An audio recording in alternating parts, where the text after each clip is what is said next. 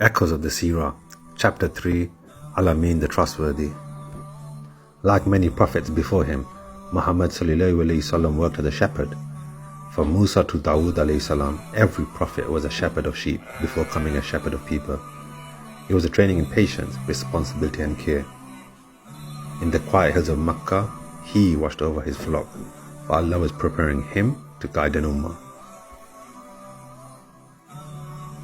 As he grew, he travelled with his uncle Abu Talib on trade journeys. These early experiences gave him knowledge of distant lands and the skills of commerce. In the busy markets of Makkah, cheating was everywhere. Traders would tamper with scales, they would overcharge and they would deceive. But Muhammad ﷺ never cheated, he never lied. His fairness stood out so much that people began to call him Al-Amīn, the Trustworthy. And he wasn't just business. The Quraysh began to entrust him with their most precious belongings. Even those who disagreed with him in arguments, and even those who might dislike him, still, they left their valuables in his care. That was the weight of his trustworthiness.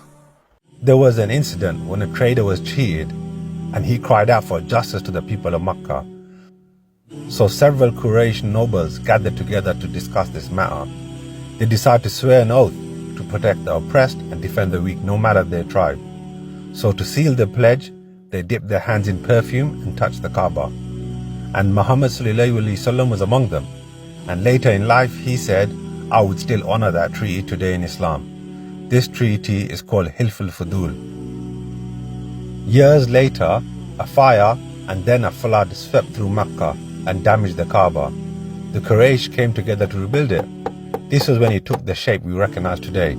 The walls were made stronger with stone and the door was raised higher above the ground. But when it came to returning the black stone to its place, every tribe wanted the honor. Voices rose, tempers flared, swords were almost drawn. Until the oldest person in Makkah stopped the fighting and suggested a resolution. He suggested, the first man to walk through this gate will decide, thus leaving it to chance. And the first person to enter was Muhammad ﷺ. He then proposed a solution, which they all agreed to. He placed the black stone on a cloth and told each tribe representative to lift it together. And when the cloth was raised, Muhammad ﷺ set the black stone in place with his own hands.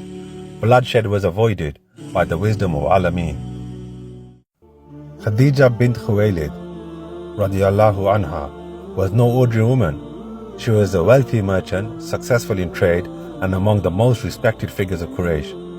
She had been widowed twice, and despite many men seeking her hand, she turned them all away. One day, her sister spoke of an honorable nobleman who was tending to people's flocks, and after hearing this praise from Muhammad ﷺ, something entered her heart. And because of this reputation, she chose him to manage her caravan, offering a business partnership. That caravan returned with greater profit than ever before. His honesty, integrity, and blessed actions no doubt contributed to the success. But more than wealth, Khadija radiallahu anha was moved by the reports of his noble character, his fairness, kindness and truthfulness. Impressed by his character, Khadija radiallahu anha wished to propose marriage. So through her elderly friend Nafisa, the message was carried. Nafisa approached Muhammad ﷺ and asked, "O Muhammad, why do you not marry?" He smiled and replied, "Who would marry me? I am but a poor orphan of Quraysh." She then said, "What if Khadija wished to marry you?" At the time, Muhammad ﷺ was 25 years old, and Khadija radiallahu anha was around 40, and so began one of the greatest marriages in history, a union built on faith, respect and love. As the years passed, Muhammad ﷺ withdrew more often to the cave of Hira. High above Makkah, he would sit alone, looking at the stars, reflecting on creation, searching for the truth in a world of darkness. He did not yet know that the greatest revelation in history was about to descend upon him. Stay tuned for Chapter 4, The Revelation.